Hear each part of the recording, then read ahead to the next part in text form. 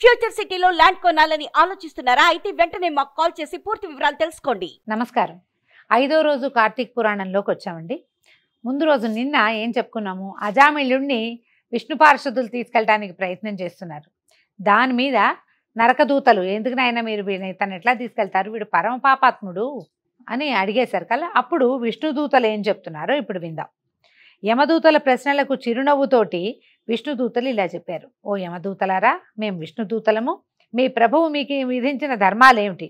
పాపాత్ములెవరు, పుణ్యాత్ములెవరు, యమదండనికి అర్హులైన వారెవరు, అవన్నీ విపులీకరించి చెప్పండి అన్నారు. అప్పుడు యమదూతలు ఇట్లా చెప్పారట. సూర్య చంద్ర అగ్నివాయురాకాశ గోసంఖ్యలు, దశ దిశ కాలాలు, వీనిని మానవుల యొక్క పాపపుణ్యాలకు సాక్షులుగా విచారించి మేం వారిని శిక్షిస్తాము. అంటే సూర్యుడు, చంద్రుడు, అగ్నివాయువు, ఆకాశము, తర్వాత గో సంఖ్యలు, గోవు సంఖ్యలు కూడా త్రిసంఖ్యలు ఉన్నాయి కదా మనకి. పొద్దున, మధ్యాహ్నం, సాయంత్రం, రాత్రి కాదు, 4 సంఖ్యలు ఉంటాయి. ఈ 4 ఇవి ఉదయకాల సంఖ్య అంటే పొద్దున్నే, తర్వాత సాయంకాలము, ఇవి 2 ముఖ్యమైనవన్నమాట. ఇవి ఆ తర్వాత దశ దిశలు, 10 దిక్కులు, కాలాలు, సమయాలు కూడా, ఇవన్నీ మానవుల యొక్క పాపుణ్యాలకు సాక్ష్యాలు. దాన్ని బట్టి మేము శిక్షలు వేస్తాం. ఓ విష్ణుదేవతలారా, శ్రద్ధగా వినండి. వేద మార్గాన్ని విడిచిన స్వేచ్ఛాచారులు, సాధుజన బహిష్కృతులు యమదండనార్హులు. బ్రాహ్మణుని, గురువుని, రోగిని పాదాలతో తన్నేవాడు, అమ్మనాన్నలతోటి పోట్లాడేవాడు, అసత్యవాది, జంతుహింసాపరుడు, దానం చేసిన దాన్ని మరలా ఆశించేవాడు, డాంబికుడు, దయారహితుడు, తర్వాత పరభార్య సంగముడు, సొమ్ములను తీసుకుని పక్షాన్ని అవలంబించి, అంటే డబ్బు తీసుకుని ఒక పక్షాన్ని అవలంబించి సాక్ష్యం అంటే తీర్పులు చెప్పే న్యాయమూర్తులు లాంటి వాళ్ళు కూడా ఒక పక్షానికి మాత్రమే తీర్పు చెప్పేవాళ్ళు, చేసిన దానాన్ని బయట పెట్టుకునేవాడిని, తర్వాత మిత్రద్రోహిని, కృతజ్ఞులని, ఇతరుల పురుష సంతతిని చూసి అంటే పక్క వాళ్ళకి మగపిల్లలు పుడితే ఏడ్చేవాళ్ళని, కన్యాశుల్కాలతో జీవించేవారిని, వాపీ కూపతటాకాది నిర్మాణ ఆటంకపరులని, అంటే ఎవరైనా నిర్మాణం చేసేవాళ్ళని ఆపేవాళ్ళని, తల్లిదండ్రుల శ్రాద్ధకర్మలు విడిచిన వాడిని, కేవలం భోజనం గురించే ఆలోచించేవాడిని, ఇతరులు చేసే దానాన్ని నిరోధించేవాడిని, నిత్యం స్నాన సంధ్యాదులు విడిచిన వాడిని, బ్రాహ్మణ, అశ్వ, గోహత్య ఇత్యాది పాపయుక్తులైన వారందరూ కూడా యమలోకంలో మా చేత దండించబడతారు. ఎన్ని చెప్పారు చూడండి, ఇంకా చాలా ఉన్నాయండి, కొన్నే చెప్పారు. ఇక ఈ అజామిళుడు అంటారా, వీడు చేయని పాపం లేదు, వీడు బ్రాహ్మణ జన్మమెత్తి వేదబాహ్యుడై దాసీ సంగములుడై చేయరాని పాపాలు చేశాడు, వీడెట్లా విష్ణులోకానికి అర్హుడవుతాడండి అన్నారు. అంటే అప్పుడు విష్ణు పార్షదులు చెప్పారు, ఉత్తమ లోకార్హతకి కావలసిన పుణ్యాల గురించి మేం చెప్పేది కూడా వినండి. ఏ కారణం చేతనైనా దుస్సంగమాన్ని వదిలి సత్సంగమంలో కలిసేవాడు, నిత్యము దైవ చింతనాపరుడు, స్నాన సంధ్యా జపహోమ తత్పరుడు మీ యమలోక గమనానికి అర్హులు కాదు. ఇవి ఏమైనా చేస్తే యమలోకానికి వెళ్ళరు వాళ్ళు. ఓ యమదూతలారా, అసూయారహితులై జపాగ్నిహోత్ర నిర్వాహకులై సర్వకర్మలను సగుణ బ్రహ్మార్పణము చేసేవారు, జల అన్న గోదాతలు, వృషోత్సర్జన కర్తలు, అంటే ఆ అచ్చువేసి ఆంబోతుని విడిచిపెట్టేవారు. వృషోత్సర్జనం అంటే అది. యమలోకాన్ని పొందేందుకు అనర్హులు. విద్యాదాత, గురువులు, అంటే ఒట్టిగా డబ్బులు తీసుకునే టీచర్లను ఇందులో కలపరండి.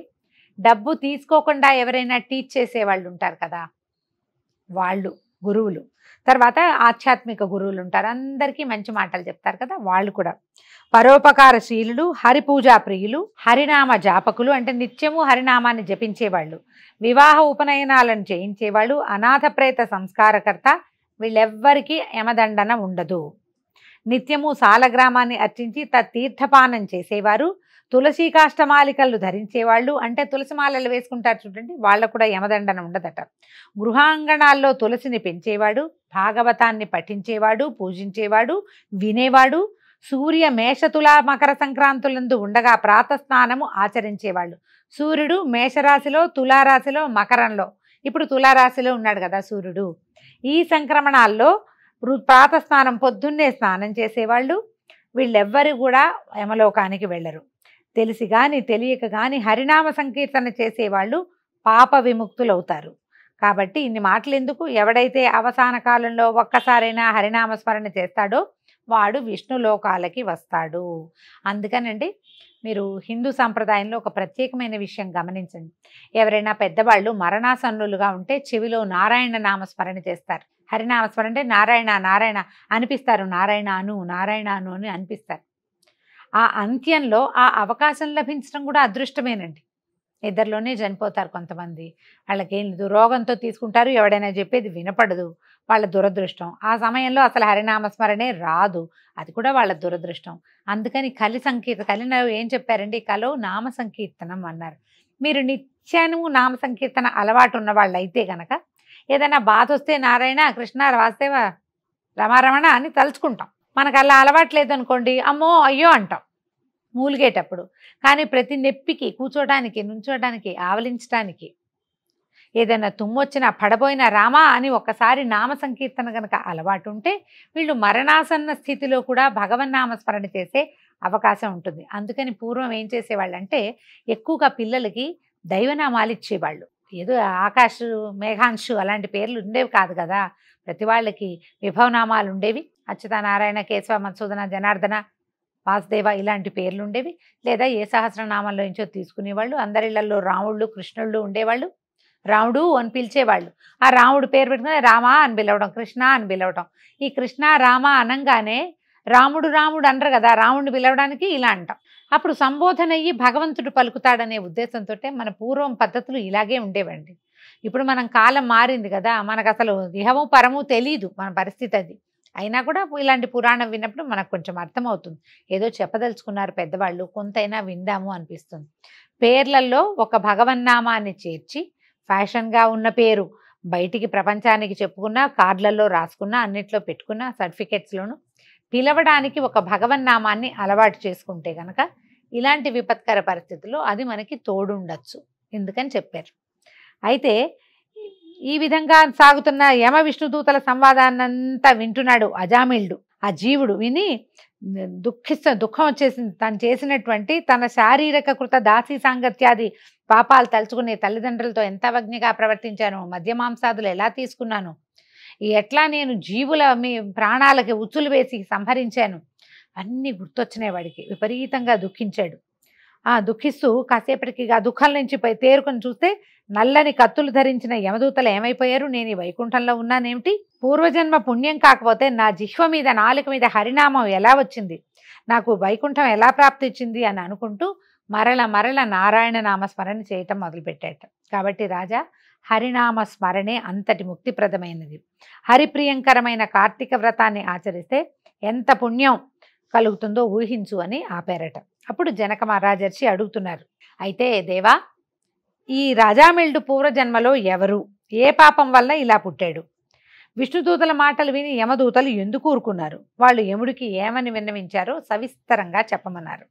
వశిష్ఠుడు ఇట్లా చెప్తున్నాడు, నీవు అడిగిన ప్రశ్నలన్నిటికీ ఒక క్రమంలో సమాధానాలు చెప్తాను విను. విష్ణు పార్షదుల చేత తిరస్కృతులైన యమదూతలు తమ ప్రభువైన యముడి దగ్గరికి వెళ్ళి, అయ్యా, పాపాత్ముడు, దురాచారపరుడు, నిందిత కర్మాచరణపరుడు అయినటువంటి అజామిళుని యందలి జీవుని తెచ్చే సమయంలో విష్ణుదూతలు మమ్మును అడ్డగించి అతనిని మా నుంచి విడిపించి తమతో వైకుంఠానికి తీసుకుపోయారు.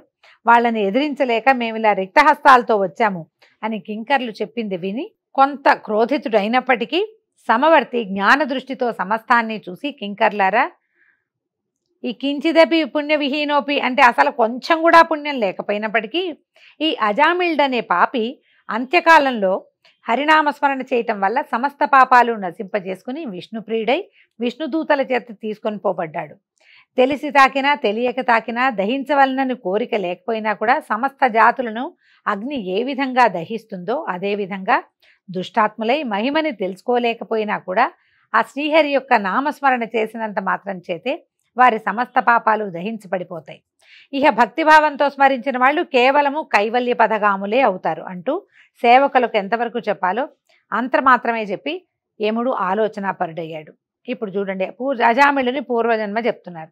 ఈ అజామిళుడు పూర్వజన్మలో సౌరాష్ట్ర దేశంలో అర్చకుడుగా ఉండేవాడు. వీడు ఆ జన్మలో కూడా స్నానం, సంధ్య అలాంటివి సరిగ్గా చేసేవాడు కాదు. దైవేతర చిత్తుడు, ఏదో భోజనం కోసం పనిచేసేవాడు కానీ ఆసక్తితోటి భక్తితోటి చేసేవాడు కాదు. దైవద్రవ్యం అపహరించేవాడు. బ్రాహ్మణుడయుండు కూడా ఆయుధపాణి అయి దుష్టులతో స్నేహం చేస్తూ తిరిగేవాడు. ఈ అర్చకుడయుండి కూడా వివిధ ఆభరణ భూషితుడై స్వేచ్ఛా విహారాలు చేసేవాడు. ఆభరణాదులు ధరించకూడదట, ఆభరణం ధరించకూడదన్న నియమం ఉండుంటుంది బహుశా, అందుకని 2-3 చోట్ల ఈ మాట చెప్పారు.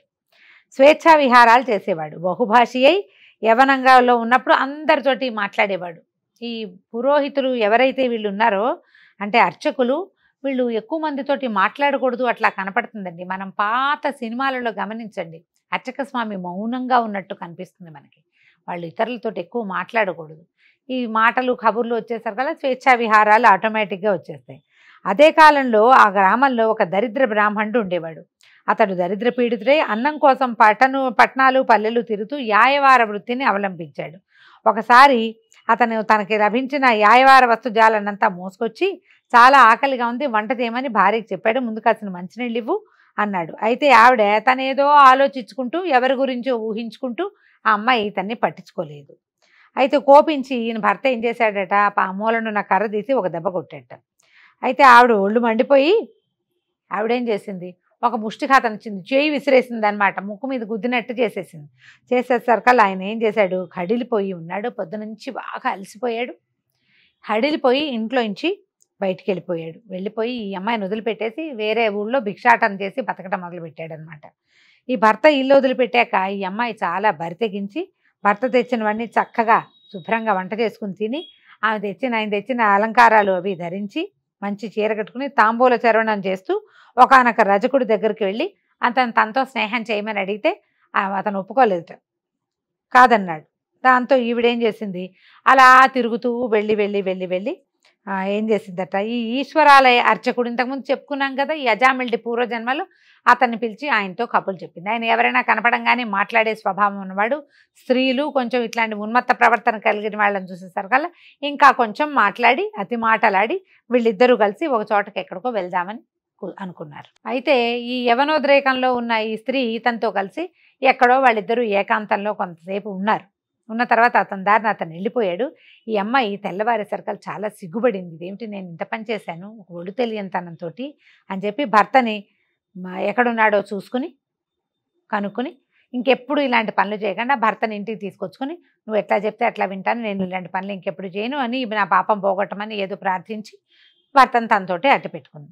ఇలాంటి పాపాల వలన ఈ మరణానంతరం ఈ శివార్చకుడు రౌరవాది మహానరకాలు అనుభవించి సత్యనిష్ఠుడి కొడుకైనటువంటి అజామిళుడిగా జన్మించాడు.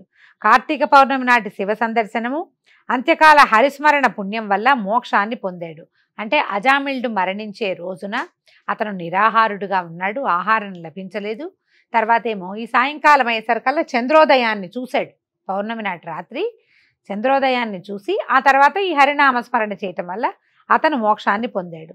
ఆనాటి శివార్చకుని జన్మలో ఇతనితో జారత్వం నడిపిన బ్రాహ్మణ జారిని కూడా కొంతకాలానికి మరణించింది. నరకానుభవం పొంది కన్యాకుబ్జంలోని చండాల గృహంలో బాలికగా జన్మించింది. అయితే ఆ అమ్మాయి తండ్రి గండాన పుండటం వల్ల వాళ్ళు ఏం చేశారు, ఆ పిల్లని ఎక్కడో అడవిలో వదిలిపెట్టేశారట. ఈ దారిలో వెళ్తున్నటువంటి ఒక బ్రాహ్మణుడు ఆ దారిలో పిల్లని చూసి, అయ్యో ఏదో చంటి పిల్లని ఎత్తుకొచ్చి తమ ఇంట్లో ఉన్న దాసికి పెంపకానికి ఇచ్చాడు. ఆ దాసి దానికి దగ్గర పెరిగిన పిల్లనే అజామిళుడు దగ్గరికి తీసుకున్నాడు తర్వాత కాలంలో. ఈ విధంగా ఇలా ఉండటం పూర్వజన్మలో తప్పు చేసిన వాళ్ళిద్దరూ మళ్ళీ ఇంకొకసారి ఈ జన్మలో కూడా కలుసుకున్నారు. ఇతనికి మోక్షం వచ్చింది. ఆ అమ్మాయికి ఏమొచ్చిందో ఈ కథలో చెప్పట్లేదు, కానీ ఇది అజామిళుడి పూర్వగాథ. సమస్తమైన పాపాలకు హరినామస్మరణ కన్నా మించిన ప్రాయశ్చిత్తం మరొకటి లేదు. అది సాధ్యం కానప్పుడే ఇతరేతర ధర్మశాస్త్రాది ప్రోక్త ప్రాయశ్చిత్త కర్మల్ని అనుసరించాల్సి ఉంటుంది. నరక జనపాల, ఎవడి జిహ్వ హరిని కీర్తించదో, ఎవరి మనసు హరిచరణాలను ఆశ్రయించదో, ఎవరి చెవులు శ్రీహరి సంకీర్తనలను ఆలకించవో వారి పాపాలు ఏ విధంగానూ నశించే అవకాశం లేదు. ఎవరైతే ఇతర చింతలన్నింటినీ విడిచిపెట్టి విష్ణువుని లేదా శివుని ధ్యానిస్తూ ఉంటారో వారు తప్పనిసరిగా కైవల్యాన్ని పొందుతారంటంలో ఏమీ సందేహం లేదు. మోక్షాసక్తులను మురహరి స్మరణ లేదా శివస్మరణ ఏ విధంగా వాటికి మోక్షాసక్తులకి సులభమైన మార్గమో అదేవిధంగా కార్తీక ధర్మాచరణం అనే సూక్ష్మ మార్గం కూడా మహోత్కృష్ట పుణ్యప్రదాయనిగా పాతకాల్ని పారుద్రోలుతుంది.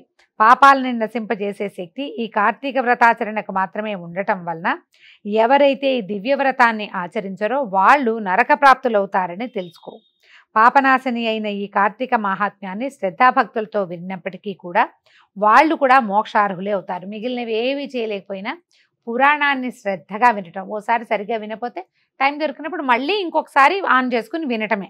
పురాణం పట్ల ఆసక్తి కలిగిన వారికి పావన హృదయంతో ఈ మహాత్మ్యాన్ని వినిపించేవాడు వైకుంఠగతుడై విష్ణువుతో కలిసి సుఖిస్తాడు. ఈ విధంగా 5వ రోజు పారాయణ పూర్తయిందండి. రేపు ఉదయం మళ్ళీ 6వ రోజు పారాయణతో కలుసుకుందాం. నమస్కారం.